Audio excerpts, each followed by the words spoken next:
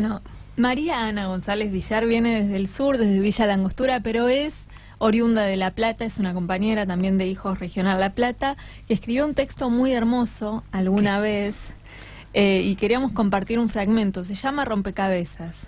Bueno, espera que me organice, porque lo tenía que traer copiado. Bueno, muchas gracias. Sí, vivo en el sur y todavía me sigo diciendo de Hijos La Plata. No sé si eso está bien, pero bueno, Lu me invitó a leer este texto. Voy a leer una parte nada más, que tiene que ver un poco con la historia que tuvimos que hacer muchos de nosotros en la década del 90. Algunos teníamos medio claro cuál era nuestra historia y otros lo tuvimos que ir reconstruyendo. Si bien nuestra identidad no fue robada, sí fue robada de alguna manera por el silencio que imperaba en esa época, el olvido, ¿no?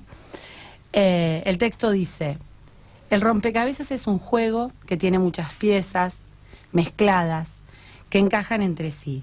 Se elige una para empezar y a medida que se van encontrando podemos ir descubriendo una imagen.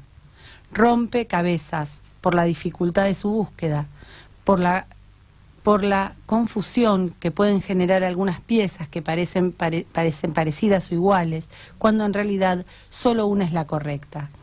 Mi vida es un eterno rompecabezas. Cada vez que encuentro una pieza, las imágenes vuelven a cobrar sentido, las sensaciones se despiertan y se activa la memoria. Empezar a armarlo fue una decisión difícil. Hubo que encontrar palabras, hurgar en el dolor, desactivar secretos familiares, silencios de la sociedad. Las anécdotas que voy recordando están divididas en el tiempo en el que viví con mis papás y en el día en que mis abuelos me llevaron a vivir con ellos. La división pertenece a una existencia paralela que se vivía en el país, el de la clandestinidad y el de la superficie, donde mucha gente seguía como si nada, cuando por supervivencia, o indiferencia, pero en realidad ocultaba y callaba mi otra historia. Cuando mis abuelas me fueron a buscar y el colectivo se alejaba, me quedo mirando la imagen de mi mamá hasta el último momento. Bueno, después sigue, es largo, pero... Parece esa escena de Kamchatka, sí, ¿no? Sí, después cuando la vi... Chicos... ¿Cuándo no estaba la película? Eso lo escribí, yo creo que en el 2010 fue. En el 2010, después una amiga que me ayudó un poco como a ordenarlo, porque yo ya lo tenía escrito, me dice, presentalo en algún lugar, que no era ningún premio material, sino más simbólico, y Ana María Cariaga fue una de las del jurado. Mira, sí, y bueno, me acordaba porque ustedes le hicieron la entrevista, y que en realidad lo que yo quería era como difundirlo. Ahora ya lo difundo demasiado. Tendría que empezar a escribir, escribo otras cosas, pero bueno.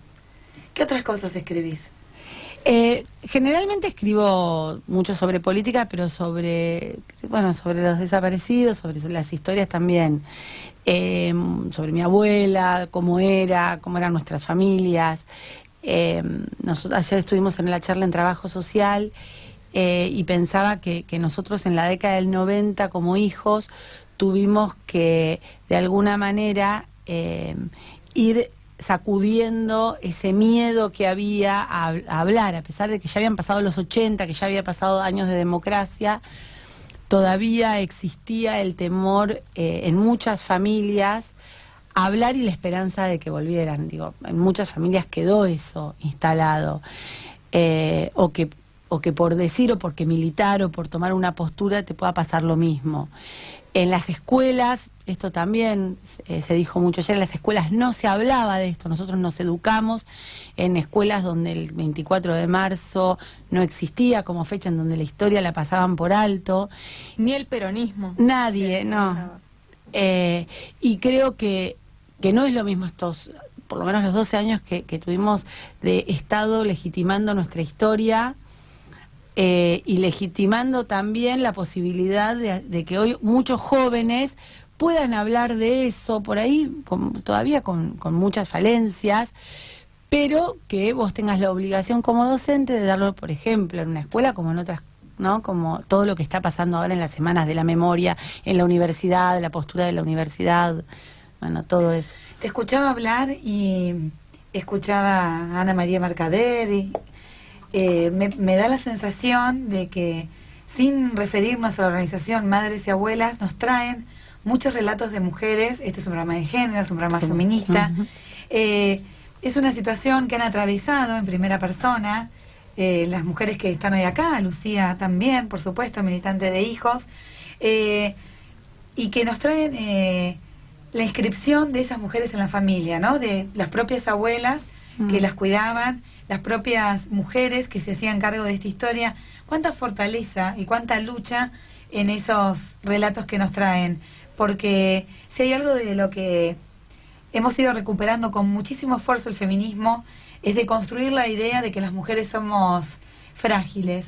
Y me parece que desde ahí, y sensibles, y que nosotras, también desde ahí poder recuperar una construcción de lucha colectiva que se armó como un tejido social y está construido por mujeres. Sí, igual yo creo que también nuestras madres, dentro de sus propias familias, muchas de esas familias con una ideología muy conservadora, y con una idea de mujer muy conservadora, las mismas madres te cuentan que tuvieron que salir del lugar privado de la cocina y sacaron el delantal y se pusieron el pañuelo, ¿no? Digo, y nuestras madres rompieron con ese estereotipo. También eso se silenció, como ese lugar que tuvieron de... y que los que les debe haber costado en esa lucha en las organizaciones en las que militaban, que tampoco lo investigamos demasiado, porque seguramente hacerse un lugar dentro de organizaciones donde los jefes, la mayoría, eran varones, donde aparte el castigo que recibían cuando eran detenidas tenía que ver también con el tema de los abusos, las violaciones y sí, ataques sexuales. Ataques sexuales, digo, nuestras madres rompieron con todo un estereotipo y sufrieron y padecieron, bueno, no solo el machismo, sino el castigo por atreverse a ocupar ese lugar. Exacto. Mujeres políticas, ¿no? Que pese a una formación absolutamente conservadora, han roto con esos moldes para crear otra cosa y crear otro tipo de mujeres, ¿no? Sí. Que hasta el día de hoy nos acompañan y nos fortalecen. Sí, y resignificarlas para nosotras como hijas desde ese lugar también nos pone, digo, creo que también es un trabajo que tenemos que hacer, digo, porque hasta ahora, obviamente los que ya tienen formación de género y todo, pero hasta ahora no sé si era un tema que en los 90 se hablaba así como se puede revisar ahora, ¿no? No, seguro que no, porque también, bueno, había como una... en esos primeros acercamientos a la historia de los 70, una especie de idealización, ¿no? Y por ahí poder revisar esta dimensión de esa historia implica tener una mirada crítica también, incluso sobre aquellas organizaciones que no dejaban de reproducir lógicas machistas, a pesar de que estaba esta idea de la paridad. Era una paridad en la que igual las que lavaban los platos seguían siendo las mujeres, ¿no? O sea, además de hacer todo lo otro, también lavaban los platos. Entonces me parece que ahí, bueno, las propias militantes sobrevivientes de esa época hoy revisan esos años con otra perspectiva y bueno, y reconocen este discurso de que el feminismo quedaba para después. Primero había que transformar las condiciones sociales de vida, hacer la revolución, abolir las clases sociales. Y o por ahí el significado de feminismo, en ese momento ya era suficiente que sea ese. Bueno, militás en política.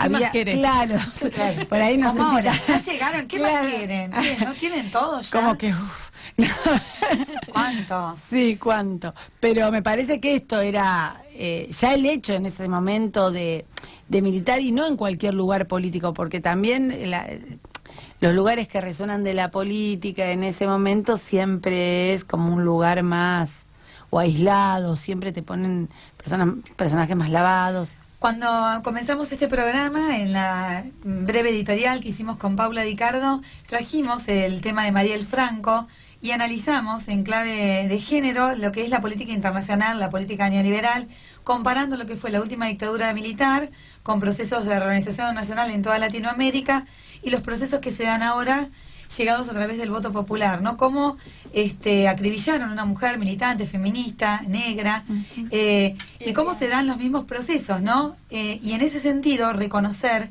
que la dictadura era un discurso que instalaba de nuevo las mujeres en el hogar, las mujeres en lo privado, las mujeres maestras, Sí. las mujeres enfermeras, Bueno. porque el proceso de reorganización nacional, el proceso de modelos conservadores, siempre atacan a la mujer. La mujer en lo político siempre es revolucionario. Bueno, cuento algo cortito. Yo me encontré con una revista Para Ti, que estaban tiradas en mi trabajo y qué sé yo, de esa época de la dictadura, y hay una nota que la verdad es que vale la pena. Yo la trabajé en la escuela con mis alumnos, era docente, ahora renuncié, pero aparte de trabajadora social soy docente en un secundario y trabajábamos. Era una chica de 15 años que, decía como que hablaba, no le mostraban la cara, y decía lo enojada que estaba con sus compañeras, que se les ocurría estudiar filosofía o esas cosas que son tan difíciles. Dice, mi sueño es casarme, mi novio tiene campo y vamos a tener muchísimos hijos y yo me voy y dice, a mí todo eso que se hace en las modernas ahora, no era, ahora lo cuento y parece gracioso, pero era una nota que salió en Para Ti. Después eran también unas modelos francesas que llegaron a la Argentina y dice, ¿cómo mienten en el exterior? Acá no pasa nada y ella está todo bien, y las modelos hablaban como, viste, posicionándose políticamente pero defendiendo la dictadura. Toda la revista está bien que la revista Para Ti continúa así, claramente, no es que ha cambiado demasiado su línea, pero bueno, está bueno también ver. Sí, ahora el cambio es cómo conquistarlo a él en la cama y no perder el encanto. Claro. O sea, cómo te pones los ruleros, sos efectivamente exitosa. No se va a olvidar de vos, no se va a olvidar de vos. O sea, nos van cambiando el tópico, pero siempre nos dan tareas, ¿no? Tips para que no se olvide. Una nueva es cómo hacer para que él no se dé cuenta que tenés pancita. ¡Epa! Por favor, pásame. No, escúchame lo siguiente, tienen que hacer una parte de esto, tienen que hacer un micro de esto, por favor. Sí, de los tips, porque es ellos ni muy se lo bueno. plantean. Pero bueno.